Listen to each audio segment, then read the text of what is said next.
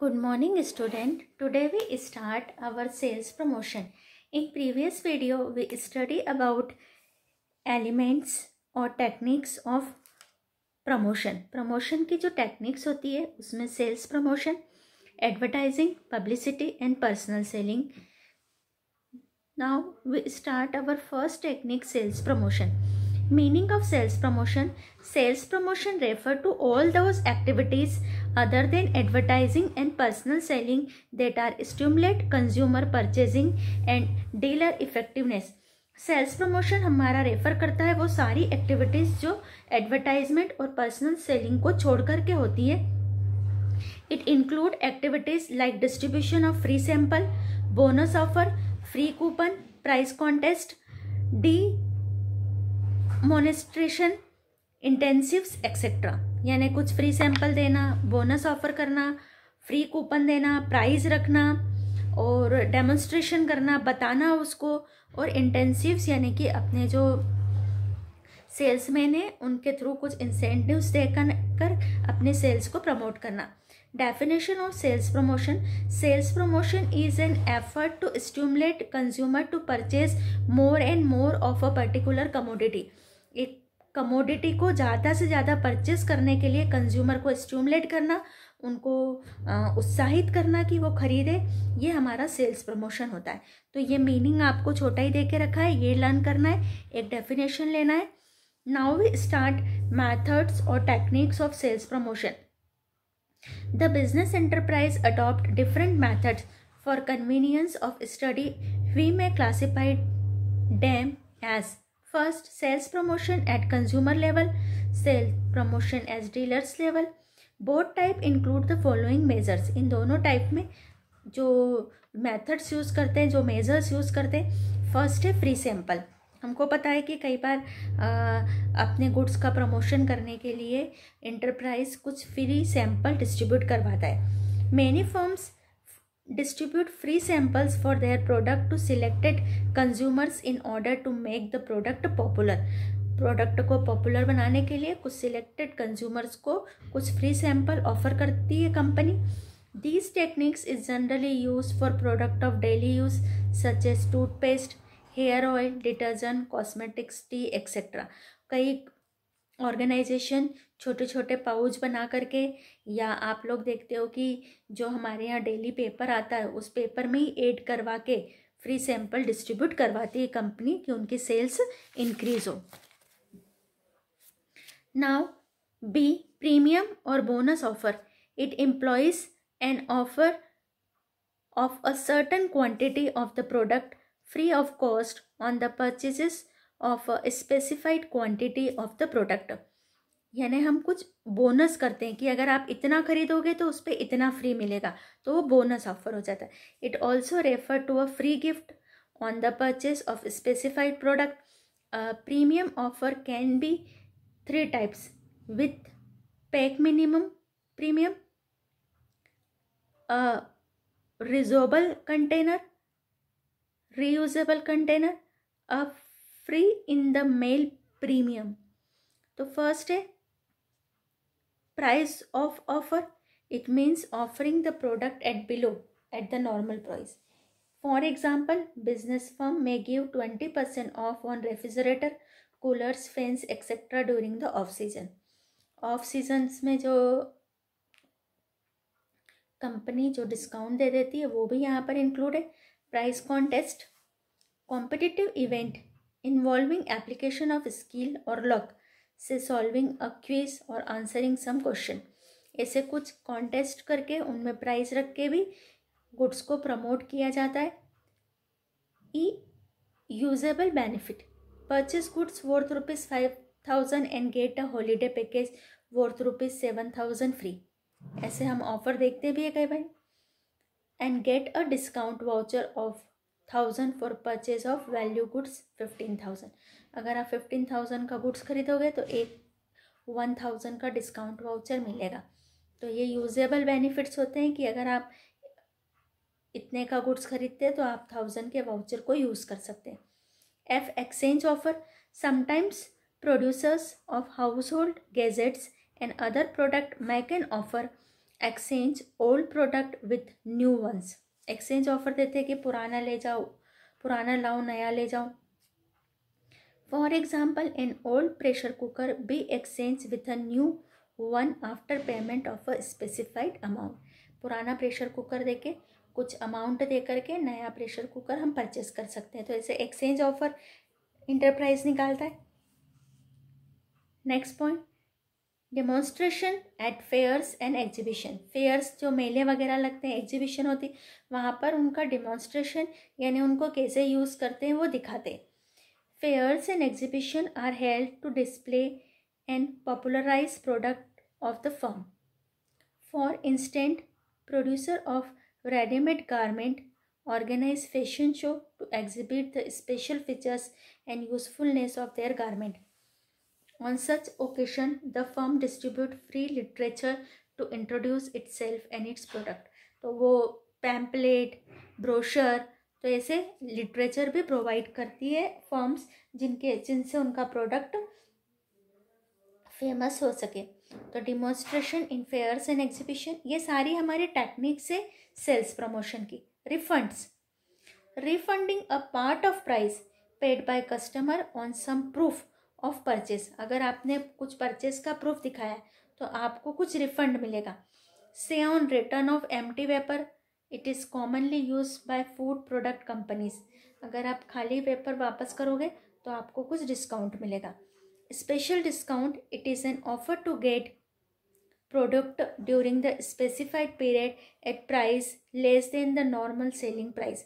For example, giving 10% special discount in addition to normal discount if specified quantity is purchased during the specified period. अगर हम कुछ specify period में कुछ specific quantity purchase करते हैं तो उस पर हमको कुछ डिस्काउंट मिलता है. तो ये हमारा सेल्स प्रमोशन फिनिश हुआ. अब हमारा सेकंड जो इसकी टेक्निक है प्रमोशन की, सेकंड टेक्निक इज़ एडवर्टाइजिंग. इसको हम सभी जानते हैं, न्यूज़पेपर में, टीवी में, रेडियो में, इंटरनेट को यूज़ करते समय हम एडवर्टाइजमेंट देखते भी हैं. और एडवर्टाइजमेंट का जो मेन पर्पस होता है वो होता है सेल्स को इंक्रीज़ करना, गुड्स का ब्रांड वैल्यू बनाना, लोग उसको पहचाने, जाने. Meaning and definition of advertisement. Advertising is an impersonal communication of messages regarding ideas, product and services from manufacturers, wholesaler or retailer to a target group of customers with a view to educate and influence them to act in a desired manner. जो advertising होता है वो impersonal यानी direct तो कोई हमसे बात नहीं करता है, पर वो इम्पर्सनल कम्युनिकेशन होता है, मैसेज होते हैं, आइडिया होता है प्रोडक्ट के लिए. तो इससे जो मैन्युफैक्चर होता है वो एक कंज्यूमर के ग्रुप को टारगेट करता है और उसको एजुकेट करता है, उसको एडवर्टाइजमेंट के थ्रू गुड्स की, सर्विसेज की इंफॉर्मेशन प्रोवाइड करता है जिससे कि वो कंज्यूमर गुड्स खरीदने के लिए स्टिमुलेट हो. Advertisement has been defined by various marketers expert as under. First, in the words of Wheeler, advertising is any form of paid non-personal presentation of ideas, goods, services for the purpose of including people to buy. Advertising एक हमारा non personal presentation है idea. जैसे हम कोई advertisement TV पे देखते हैं तो उसमें हमको दिखता है कि ये कोई आइडिया यूज़ कर रहे हैं जिससे कि गुड्स और सर्विसेज को पीपल खरीदने के लिए तैयार हो. तो उस तरीके से वो स्टिमुलेट करने के लिए कस्टमर्स को कुछ आइडिया लाते हैं, कुछ टेक्निक लाते हैं. तो यहाँ से आपको मीनिंग लर्न करना है. डेफिनेशन आपको यहाँ पर ज़्यादा दे के रखी है, आपको सिर्फ एक ही लर्न करना है. फिर यहाँ पर आपको नीचे दे करके रखा है, on the basis of above definition we can say that advertisement is aimed at pursuing sales. क्या करना कि सेल्स को परस्यूइंग करना, यानी सेल्स हमारे बढ़े. It is a means of communicating business information to the present and future customers. In other words, we can say that advertising is a paid form of non-personal communication. एक paid form होता है, इसके लिए company कुछ money paid करती है. Goods, services और ideas by an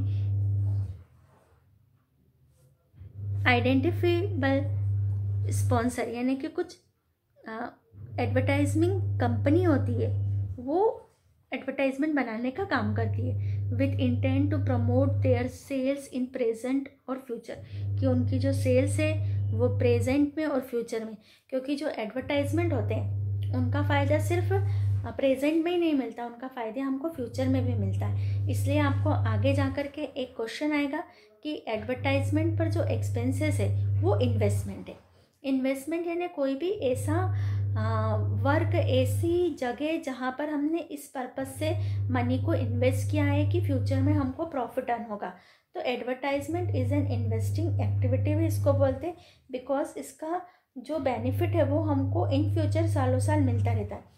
अगर किसी कंपनी के किसी गुड्स या सर्विसेज का कोई एक एडवर्टाइजमेंट फेमस हो जाता है, लोग उसको पसंद करने लगते हैं, तो उसकी गुड्स की जो डिमांड है वो आने वाले कई सालों तक बनी रहती है। नाउ वी स्टार्ट ऑब्जेक्ट और functions of advertisement. The main objective of advertisement is to sell something. Main objective क्या होगा? कुछ बेचना। हमें कुछ बेचना है, इसलिए हम क्या कर रहे हैं? एडवर्टाइजमेंट कर रहे हैं। क्या बेच सकते हैं? अ प्रोडक्ट, अ सर्विस और एन आइडिया, नाउ इन और near future through the effective communication. Advertisement generate favourable behaviour of the people. इससे जो पीपल्स का फेवरेबल बिहेवियर जनरेट होता है। Beside this the following are the important objective of advertising. इसके अलावा भी इसके कुछ इम्पोर्टेंट ऑब्जेक्टिव होते हैं।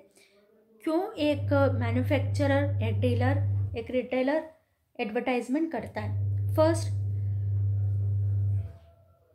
Introducing the new product. अपने नए प्रोडक्ट को इंट्रोड्यूस करने के लिए। जब भी एक प्रोड्यूसर अगर अपने गुड्स को लॉन्च करना चाहता है, उसको इंट्रोड्यूस करना चाहता है, तो उसको एडवर्टाइजमेंट की हेल्प लेना पड़ती है। हमें भी कंज्यूमर, जो हम जैसे कंज्यूमर हैं, हाउस होल्ड है, उनको भी किसी भी नए गुड्स की, नई सर्विसेज की इंफॉर्मेशन एडवर्टाइजमेंट के थ्रू ही पता चलती है। तो यहाँ पर है, when ever any manufacturer produce any new product, she he faced with the problem how to inform people about it. Advertising introduce new product to the consumers. Advertisement नए product को कंज्यूमर को इंट्रोड्यूस करता है। Second, to increase the demand of existing product. ऐसा नहीं है कि सिर्फ न्यू प्रोडक्ट को लॉन्च करने के लिए एडवर्टाइजमेंट करना है। जो हमारा पुराना प्रोडक्ट है उसकी भी डिमांड को बनाए रखने के लिए हमको एडवर्टाइजमेंट करना पड़ता है कि डिमांड हमारी इंक्रीज हो। In advertising introduce new product, it also increase the demand of the existing product. हम देखते हैं कि कई प्रोडक्ट बहुत पुराने, लेकिन फिर भी उनका एडवर्टाइजमेंट कंपनी करती है, फर्म करती है, क्योंकि वो अपनी डिमांड को और इंक्रीज करना चाहती है। Goods produce can be sold only if there exist sufficient demand for them. By means of advertising, an enterprise convey regular information about its product to consumers. As a result, it get repeated demand on the same product. और इससे ये होता है कि उस goods की repeated demand बनी हुई रहती है। थर्ड, सब्सटेनिंग डिमांड फॉर प्रोडक्ट और सर्विसेज। रिपीटेड एडवर्टाइजिंग, जब हम बार बार किसी गुड्स या सर्विसेज का एडवर्टाइजमेंट रिपीट करते हैं, help in maintaining the sales. It help to settle a permanent business for manufacture.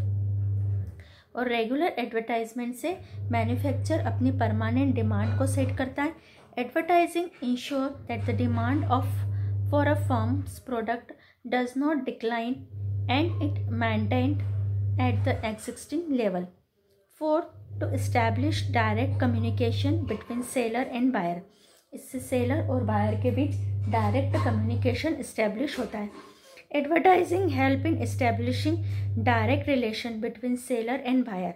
Seller और बायर के बीच डायरेक्ट कम्युनिकेशन इस्टेब्लिश होता है। Seller can communicate futures, rates, discount scheme, gift scheme etcetera directly to the consumer.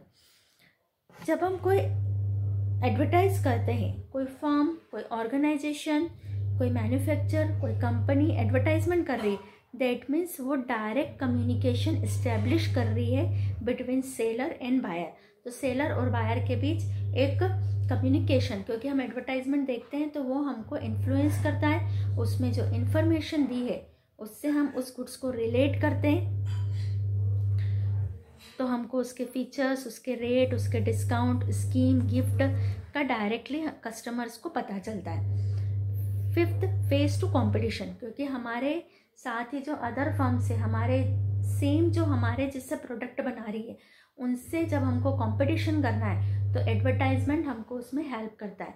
एक जो effective advertisement है वो हमको मार्केट की कंपटीशन को फेस करने के एबल बनाता है। Today in the period of tough competition, every producer try to capture the attention of consumer. आज के टफ कंपटीशन के टाइम में हर मैन्युफैक्चरर ये चाहता है कि वो कस्टमर का अटेंशन कैप्चर करे। Without advertisement, the name of manufacturer and brand of the product will completely disappear from the minds of the people. अगर हम एडवर्टाइजमेंट नहीं करेंगे तो जो हमारा गुड्स है वो पीपल के माइंड में से डिसअपियर यानी निकल जाएगा।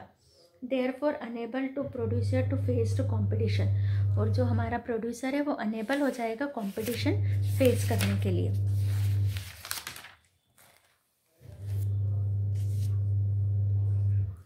Six objective, to make selling easy. Through advertisement हमारी सेलिंग ईजी हो जाती है। Advertisement provide full information about the product to the consumers. This makes the job of the shopkeeper and salesman easy. Customer do not ask for many clarification.